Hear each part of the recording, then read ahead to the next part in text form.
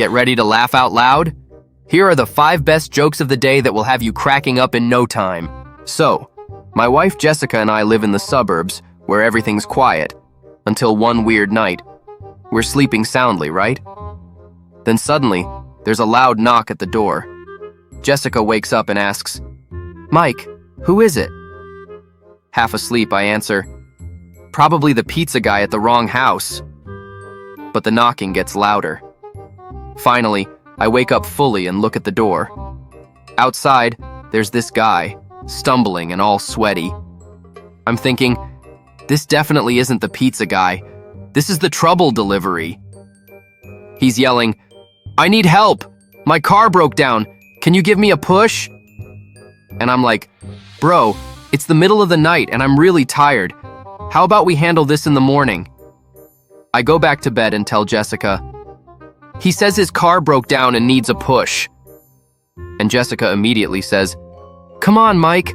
Remember when we got stuck in the middle of nowhere? We have to help him." I try to explain, "But he looks drunk. Why do guys who need help always look drunk? Is that some kind of universal law?" Jessica keeps insisting, "But he clearly needs help, Mike. We could be heroes tonight." Finally, still half asleep, I agree. All right. I open the door again, but the guy's gone. Imagine how frustrating that is. "Hey man, do you still need a push?" From far away, he shouts back, "Yeah." I'm confused. "Where are you?" And with all the excitement, he yells, "Over here on the swings." All right, so there's this old rich guy, right? He goes to his doctor, and the doctor's like, "Look, sir, your heart is done. You need a new one, or, well, start saying your goodbyes." And the old guy, without missing a beat, is like, "Doc, I don't care what it costs. Find me the best heart in the world. Money is no object." So, a few days later, the doctor calls him back and says, "All right, we found 3 hearts for you, but they're all expensive." The old man's like, "Doc, I'm rich. You don't need to remind me about expensive. Just tell me what you got." So the doc starts with the first one. This heart belonged to a 25-year-old rock climber. Dude was in incredible shape, could scale mountains like Spider-Man. Unfortunately, he had a little slip, but his heart is in prime condition. It'll cost you $100,000. The old man nods. Not bad. Not bad. What's the second one?" Well, the second heart comes from a 20-year-old chess grandmaster. Never lifted anything heavier than a pawn, but his mind? Sharp as a tack. He passed away in his sleep. Heart's still good, though. This one's $150,000. The old guy goes, All right. What about the third heart?" The doctor takes a deep breath and says, "Now the third one's a bit different. It's from a 60-year-old man. This guy smoked 2 packs a day, drank like a fish, and pretty much lived at the buffet table. Oh, and he was a lawyer. That heart? $500,000. The old man's like, "Wait, hold up, $500,000? For a heart from a chain-smoking, booze-chugging, overeating lawyer? Why is that one so expensive?" The doctor just smiles and goes, "Because it's a lawyer's heart and it's never been used." All right, so my buddy Jake, he's complaining that his elbow's been killing him, right? Non-stop whining. So, his friend Greg says, "Jake, stop wasting time at the doctor's office. There's this new AI kiosk at the pharmacy. It's like super high-tech. You just pee in a cup and it'll diagnose whatever's wrong with you. And get this, it's only $10. Jake's like, "All right, let's see what this robot doc can do."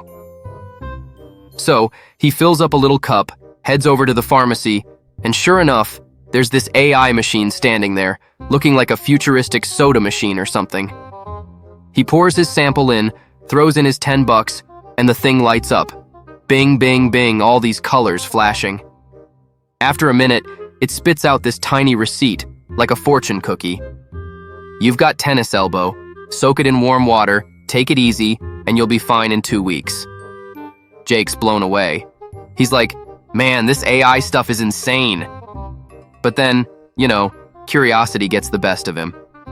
He starts thinking, "I wonder if I can outsmart this thing. Like, what happens if I mix it up a bit? So Jake goes full-on mad scientist mode. He grabs some tap water, takes some of his dog's poop. Yeah, I know, gross. Throws in a bit of his wife's pee, his kid's pee. This man's gone all out. And to top it off, because Jake's a freak, he masturbates into the whole mix. Yeah, he's committed to this experiment. The next day, Jake goes back to the pharmacy like, "All right, AI, let's see how smart you really are." He pours in his Frankenstein mix, drops another $10, and the machine lights up again. Bing, bing, bing, it's working overtime this time. Finally, the machine spits out another paper. Jake's all smug, but then he reads it, and it says, 1. Your tap water's too hard. Buy a water softener. 2. Your dog's got worms. Give him some meds. 3. Your kid's skipping school and smoking weed. Better check on that. 4. Your wife's pregnant, but those twins aren't yours. Call a lawyer. 5. And if you don't stop masturbating that tennis elbow, it's never gonna heal. Jake just stands there, holding this paper like, damn, this AI didn't just diagnose me, it aired out my entire life. Alright, so here's a story about this local charity trying to hit up the richest lawyer in town. You know, the kind of lawyer who makes stupid money. We're talking 6 figures easy. Anyway, this charity notices they've never seen a single penny from this guy, so they figure, let's give him a call, see if we can shake the tree a bit. So, they get one of their volunteers on the phone, and she's all polite and professional like, excuse me, sir, our research shows that you make over $600,000 a year, but you've never donated to charity. Wouldn't you like to give back to the community? Now, the lawyer, he's all calm, pauses for a second, and then he says, well, first of all, did your research also show that my mother is dying, and she's been sick for years with medical bills bigger than her house? And the charity worker's like, uh-oh, no, sir. I'm sorry to hear that. He continues, second, did you know that my brother is a disabled veteran? He's blind and has been stuck in a wheelchair for the last 10 years. The volunteer's starting to panic now, stammering, no, I didn't know, I'm so sorry. But this lawyer isn't done. He goes, and third, did you realize my sister's husband died in a tragic accident, leaving her alone with 3 kids and no income? At this point, the charity worker's basically apologizing to his whole family like, I'm so sorry, I had no idea. And then the lawyer just leans in and says, yeah, well, I don't give any of them money, so why should I give it to you? All right, y'all, I got a story for you. So, this super rich old lady decides, you know, as rich old ladies do, to go on a safari in Africa. But she doesn't go alone. Oh no, she takes her little fancy poodle with her. Yeah, that's right. This bougie little dog is out there living its best life in the wild. Now one day, the poodle, feeling adventurous, starts chasing a butterfly. Classic dog move, right? But before long, the poodle realizes, oh no, I'm lost. In Africa. This is not Central Park. And then it gets worse. This poodle spots a leopard, a hungry leopard, heading right for him. The poodle's like, oh crap, I am so done for. But wait, this poodle is smart. It sees a pile of bones on the ground, sits down, and pretends to chew on one like it's no big deal. Then, just as the leopard's about to pounce, the poodle goes, that was a delicious leopard. I wonder if there are any more around here. The leopard freezes mid-jump, eyes wide like, hold up, this tiny dog eats leopards? So, the leopard freaks out and runs off, tail between its legs, thinking, man, I almost became dinner. But wait, it's not over. Up in the trees, there's a nosy little monkey watching the whole thing go down. And this monkey's like, I can use this. So the monkey runs over to the leopard like, yo, bro, that dog totally played you. I saw everything. Let's team up. I'll help you catch him. Now the leopard is pissed. You know what? Jump on my back, monkey. You can watch me tear that poodle to pieces. So, they're charging back towards the poodle, monkey riding the leopard like some jungle Uber, and the poodle spots them coming. But does the poodle run? Nah, this poodle's chill.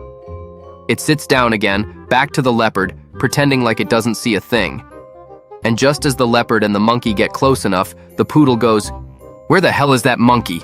I sent him out an hour ago to bring me another damn leopard. Thanks for watching. Don't forget to subscribe to make your day even better.